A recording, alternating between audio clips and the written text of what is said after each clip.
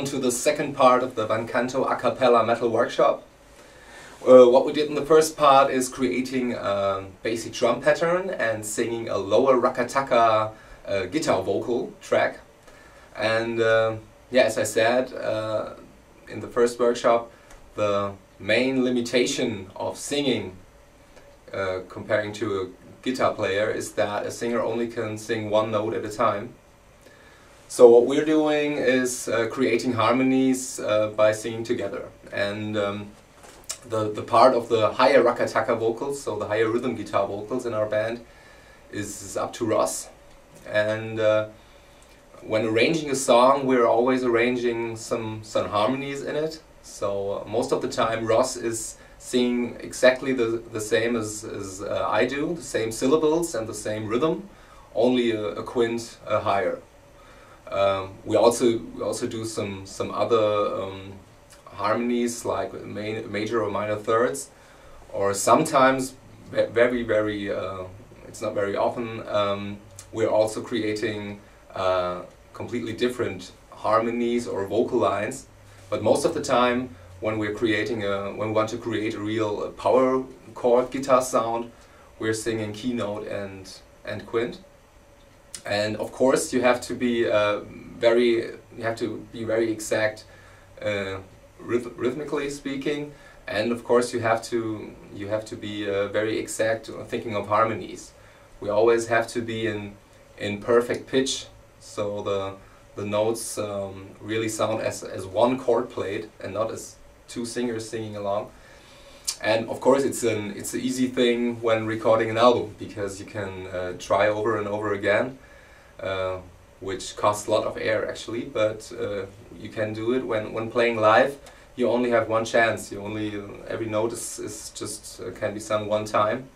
So what we did is we did a lot of rehearsal and a lot of practice to be exact and to be able to listen to each other. So it's a very good team playing now, Ross and me. And what's also important when playing live is that you have a very good monitor sound. And with 5 singers, it's obvious that you can't use the monitors on stage. So what we're doing is we're using in-ear monitoring by Audio-Technica, and every singer has its own mix. So he can check his own voice, and I also have Ross' voice quite loud on my in-ear monitoring, so I always can adjust pitch and be sure that we bring out a real powerful power chord and not just single notes. So I can show you what Ross did. One thing left to say: it's very important that the two voices creating the guitar sound fit together. They don't have to sound exactly the same, but the amount of crunch and raspiness in the voice has to be somehow the same. But it can also be very exciting if it not sounds exactly the same, because in a normal band you also would use 2 different guitars or 2 different guitar amplifiers when doubling your sound, and so do we. We have 2 different Rakkatakka singers fitting together but not sounding exactly the same. I'll show you what Ross did, and he did a good job. Run dum dum dum dum dum, run diggy dum diggy dum diggy dum diggy dum diggy dum diggy dum diggy dum diggy run diggy dum diggy dum diggy dum diggy dum diggy dum diggy dum diggy dum diggy run diggy dum diggy dum diggy dum diggy dum diggy dum diggy dum diggy dum diggy run diggy dum diggy dum diggy dum diggy run diggy dum diggy dum diggy dum diggy mo mo mo mo mo mo mo mo mo mo mo mo mo mo mo mo mo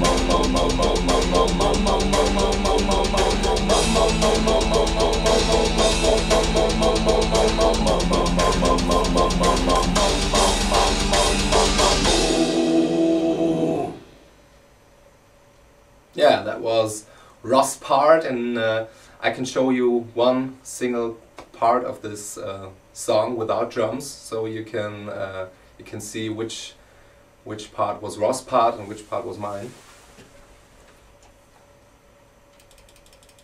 So I'm muting the drums and just showing Ross and me together. dun diggy dun diggy dun diggy dun diggy mom mom mom mom mom mom mom mom mom mom mom mom mom mom mom. And now I'll mute my lower Rakkatakka voice and you can hear Ross alone.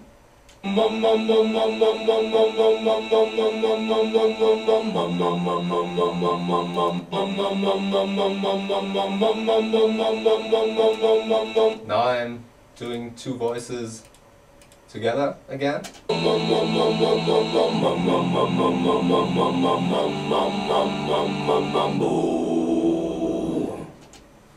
So now we have a basic drum pattern and we have two guitar voices that create a real guitar sound now.